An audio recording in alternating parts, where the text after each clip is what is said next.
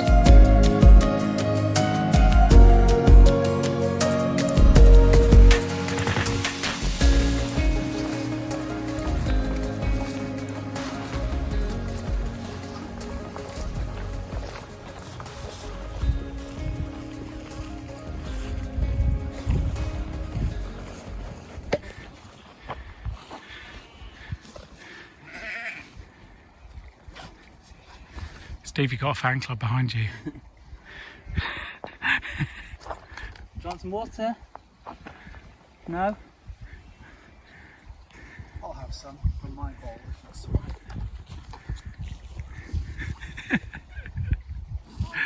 right.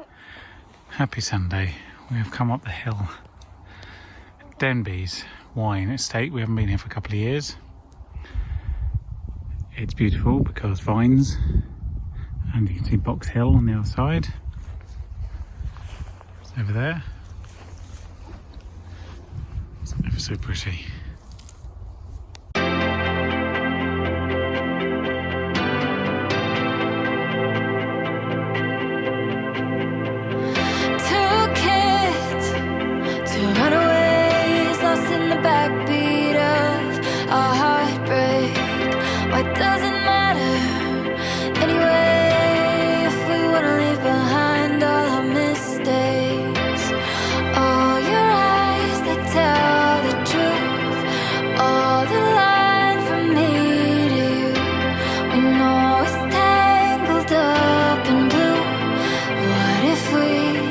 Unravel, we could go anywhere.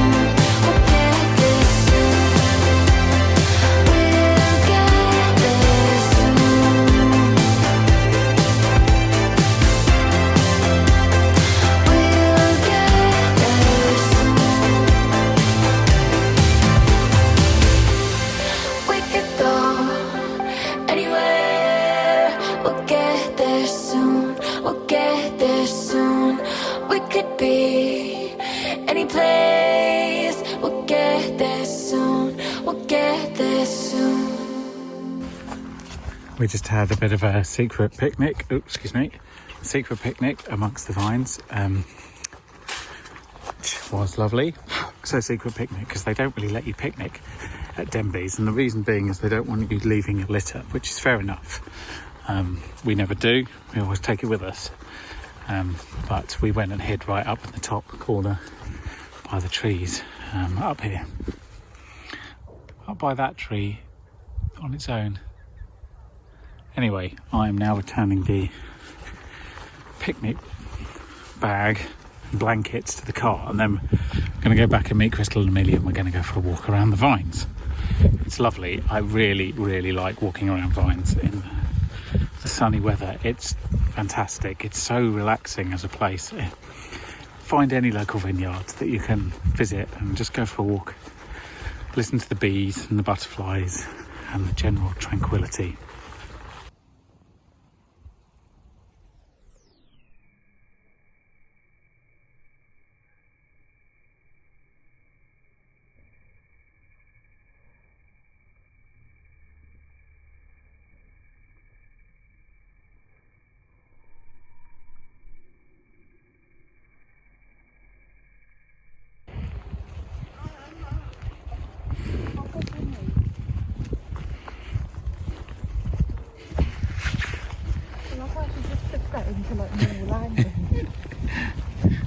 Bubs.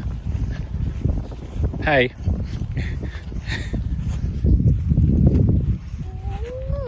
Okay, thanks. Is that all you had to tell us? Yeah, okay, cool. Yeah. So all these wildflowers and what have you, attracting all the butterflies and bees and other pollinators and whatnot all around the edge of the vineyard, which means all the vines get pollinated, which means you get lots of grapes. So it works really, really well. And I mean, there is a lot of butterflies there.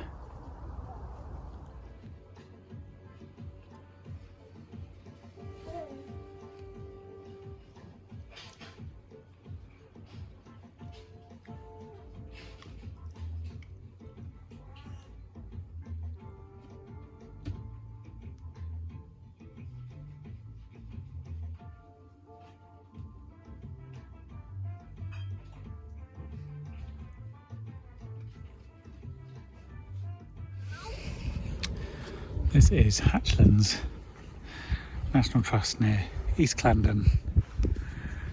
Come for a walk. This noisy person here, spoiling the countryside for everyone. It's very nice. It's a bit grey today, it's a bit cooler. There's a running commentary of everything. Hi there. So I'm going to have to put subtitles on this. I apologise if you're deaf and you're watching this, but I am attempting to make a point. So I've obviously gone backwards and forwards on masks a lot, and I was been reading evidence from the very beginning, and none of it was compelling at the start, and the evidence that people were using them as a placebo was quite strong. But as with all things, the more evidence you get, the more of a rounded view you can form, and the more recent evidence suggests that there is more upsides to wearing a mask than not. So I am. Plus, I made my own, and I really like them. It is not an infringement of your rights to have to wear them in a public place. It is a courtesy, and it's a courtesy that everyone should afford one another. So, no bitching and moaning. Just do what needs to be done to stop people getting sick. Thank you.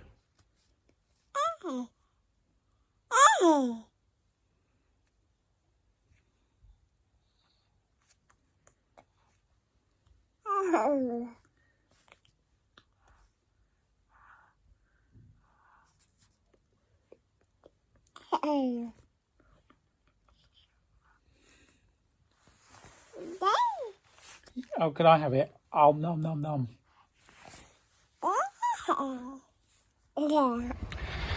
Good afternoon. It's Friday. It's a beautiful day. It's very warm. It feels like it's back to the weather we had in May. And I'm going to go and get a car to go to WebVid to pop in and see some of the new kit at a distance. And James and Tammy can show me a bit about how it works. This morning I've been working on a commission that I got, frankly, months ago, to master a series of programs about gold for Audible, which are fascinating because I wasn't involved in program making. I'm just doing the mastering, so I get to listen to them for the first time. So I've done the first episode and I've got the second episode ready to go. So that's a step forward, and it's work, so work is good. But for the time being, I'm going for a walk to go and pick up my car because Crystal's taking our car, take Amelia to see her cousins. We should do a word of the week because otherwise I forget, and that is a problem. And it is a Friday, and I'm going to go and get a rental car. So let's do the verb to rent. To rent. So first of all, in German, to rent is mieten. Mieten is the verb to rent, and if you were to say I rent, you would say ich vermiete. Ich vermiete. So that's already quite an unusual verb because there's a completely different start to the word when you decline the I rent part as opposed to to rent. You've got a whole selection of letters starting with a V. So I rent, ich vermiete, and the verb to rent is mieten. Anyway, that's German. In Italian, the verb to rent is affittare. Affittare. There's actually a few verbs to hire or rent. This is the one I've chosen. Affittare. So so that's the infinitive. If you want to say I rent, you would say affitto or io affitto. That is I rent in Italian. So that is rent in German and Italian, and that was this week's word of the week. So that's all I have to say for the time being. I'll update you in a moment when I've calmed down a bit. I'm walking a bit too fast and it's a bit too warm.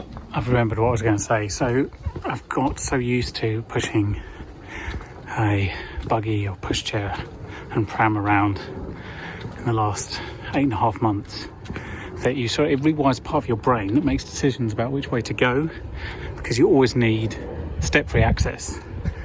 So you stop using footbridges and anywhere there's a few set of stairs, and that becomes normal. And then when you have the opportunity, like I have today, to go for a walk on my own, it takes real concerted effort to remember where the actual quickest route is, because it's more likely than not over a bridge like that one. And my brain has just sort of put them all to one side for the time being, so I have to sort of retrieve all that information. I tell you what, it gives you a real appreciation for people who are in wheelchairs and the mission that it often is to get anywhere when there's so many stairs everywhere. It's a bit eye-opening.